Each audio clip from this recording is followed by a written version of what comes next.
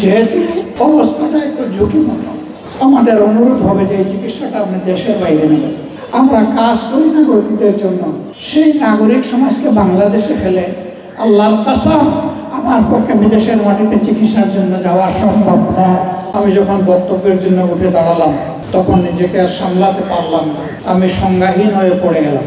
পড়ে যাওয়ার পরে চতুর্দিক থেকে চিকিৎসক এবং আমার সহকর্মীরা দৌড়ে আসলেন। আমি বসলাম, সংজ্ঞা ফিরে পেলাম, আবার চেষ্টা করলাম দাঁড়ানোর, কিন্তু দ্বিতীয়বারও আমি সফল হলাম না।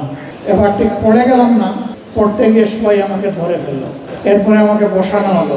আমার সহকর্মীবৃন্দ এবং চিকিৎসকবৃন্দ এসে বললেন, আপনি আর কথা বলার চেষ্টা না করাই উত্তম, আমরা আপনাকে কথা বলতে দেব না, আপনি কথা বলবেন না। এর মধ্যে যারা তরুণ, বিশেষ করে চিকিৎসকরা বলছিল, চাচা হয়তো বা প্রবলেমটা ব্রেন কিংবা হার্টে, এই দুইটা জিনিসই ঝুঁকিপূর্ণ, কাজেই কথা বলা ঠিক হবে না। এরা এক হাতে আমার প্রেশার দেখছে, আগের এক হাতে রক্ত নিচ্ছে। আমিও আল্লাহর পর ভরসা করে কিছু শুরু করে দিলাম এবং 7 মিনিট আল্লাহ তাআলা আমাকে এই অবস্থায় বসে বসে একটু বলার তৌফিক দান করলেন। সেই রব্বে কারিমের দরবারে আমি আরেকবার শুকরিয়া আদায় করছি, আলহামদুলিল্লাহ। এই সময়টা আমার মনে হয়েছে জাতিকে কিছু বলার দায়িত্ব আমার দায়িত্ব, অন্য কেউ পালন করার আর সুযোগ নেই, কারণ সকল বক্তা তাদের কথাগুলো ইতিমধ্যে শেষ করেছেন। আমার অবলা কথাগুলো বলবে কি? আমি আল্লাহ তাআলার দরবারে তৌফিক কামনা করছিলাম, রাব্বুল আলামিন অন্তত যে কথাগুলা দেশ এবং জাতির কল্যাণে প্রয়োজন, সেই কথাগুলা পর্যন্ত আমাকে হায়াত দাও এবং কথা বলার সুযোগ তৈরি করে দাও। আল্লাহ তাআলা সেই সুযোগটা দিয়েছেন। আমি কি বলার চেষ্টা করেছি, কি বলতে পেরেছি তার সাক্ষী আপনারা। কিন্তু পরবর্তী পর্যায়ে আমার বন্ধুরা বলেছেন, 1 ঘন্টার বক্তব্যে যা বলার দরকার ছিল 7 মিনিটে আপনি তার চেয়ে বেশি বলে ফেলেছেন। আমি জানি না কি বলেছি। এর সাক্ষী আপনারা, এর সাক্ষী টিভি স্ক্রিনের সামনে লক্ষ লক্ষ মোবাইল হাতে ইন্টারনেটের সুবাদে যারা এই বক্তব্য দেখছেন, তারা সকলেই সাক্ষী। আমি যখন পড়ে যাই তখন অনেকেই টিভি স্ক্রিনের সামনে ছিলেন, আবার অনেকে হয়তো বা হাতে মোবাইলে অবজার্ভ করছিলেন। এমনি একজন ছিলেন ইউনাইটেড হসপিটালের খ্যাতিমান হৃদরোগ বিশেষজ্ঞ জনাব অধ্যাপক ডাক্তার মমিনুজ্জামান। তিনি টিভি স্ক্রিনের সামনেই ছিলেন। আমার পড়া দেখে তিনি সাথে সাথে আমাদের পরিচিত একজন লোককে বললেন, আমি নিশ্চিত ওনার এই পড়ে যাওয়ার কারণ ব্রেইন নয়, এইটার কজটা ব্রেইন নয়, আমার আশঙ্কা হচ্ছে হার্ট। সব মশার বিরুদ্ধে সুরক্ষা দিতে এলো বসুন্ধরা এক্সট্রিম অ্যারোসল, মশার বিরুদ্ধে এক্সট্রিম সুরক্ষা। অতএব দ্রুততম সময়ে ওনাকে আমার দেখা দরকার, আপনারা ব্যবস্থা নেবেন আমি আশা করি। আপনারা জানেন ডাক্তার মমিনুজ্জামানের একটা সিরিয়াল পেতে কয়েকদিনের জন্য অপেক্ষা করতে, কিন্তু সেই লোক তার দরদ, তার ভালোবাসা, তার দায়বোধ, তার আন্তরিকতা নিয়ে নিজেই বলেছেন যে দ্রুততম সময় তিনি দেখতে চান।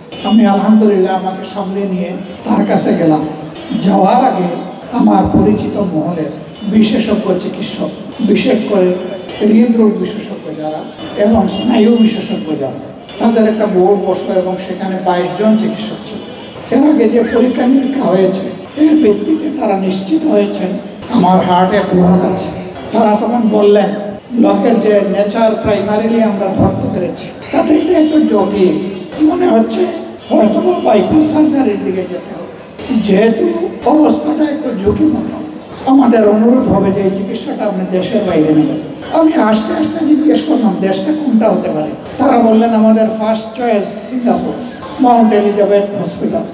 এরপরে আমি জিজ্ঞেস করলাম আর কোনটা হতে পারে, বললেন ব্যাংককের বামরুনরাত।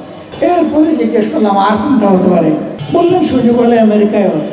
আমি শ্রদ্ধার সাথে তাদের সকলের পরামর্শ শুনলাম, ভালোবাসা দিয়ে বললাম আপনাদের আন্তরিক এই পরামর্শের জন্য আমি আন্তরিকভাবে কৃতজ্ঞ।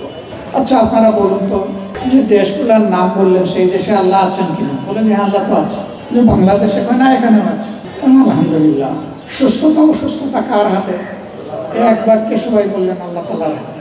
আমি বললাম যে আল্লাহ আমাকে ওই দেশগুলোতে নিয়ে সুস্থতা দিতে পারেন, আমি বিশ্বাস করি আমার সেই আল্লাহ আমার জন্মস্থান বাংলাদেশেও আমাকে সুস্থতা দিতে। আমি বেদনার সাথে লক্ষ্য করছি আমাদের দেশের চিকিৎসক সমাজের উপর সকলে আস্থা রাখেন না। এই জন্য একটু সামর্থ্য যাদের আছে তারা হুড়মুড় করে বিদেশের দিকে দৌড়ান। তাদের এই দৌড় দেওয়ার মাধ্যমে তারা প্রমাণ করেন যে তাদের আস্থা নাই।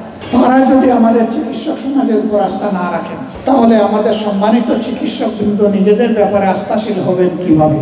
18 কোটি মানুষের মাঝে ধরে নেই 50 লক্ষ মানুষ হৃদরোগে আক্রান্ত। তাদের সকলের কি ওই সমস্ত দেশে যাওয়ার সামর্থ্য আছে? এমনকি গ্রাম থেকে ঢাকায় আসার সামর্থ্য অনেকের নেই। তারাও তো এদেশের নাগরিক।